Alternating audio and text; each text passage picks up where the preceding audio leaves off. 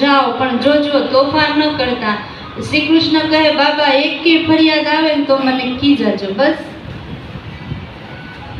એ બધા મથુરા શહેર જોવા માટે ગયા.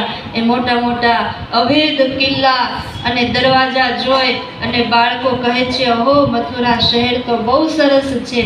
જેવા દ્વારની અંદર આમ પ્રવેશ કરવા ગયા ને ત્યાં ધોબીઓ પોતાના મસ્તક ઉપર કપડાના પોટલા લઈ લઈને સામે મળ્યા.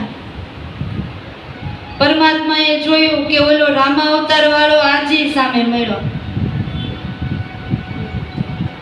એની જીભે કરી અને મારી સીતાને જિંદગીના છેલ્લા શ્વાસ સુધી એને સુખ નહોતું લેવા દીધું. લાવ એ જોવ તો ખરો આ જરાક સુધરો કે એવો ને એવો છે.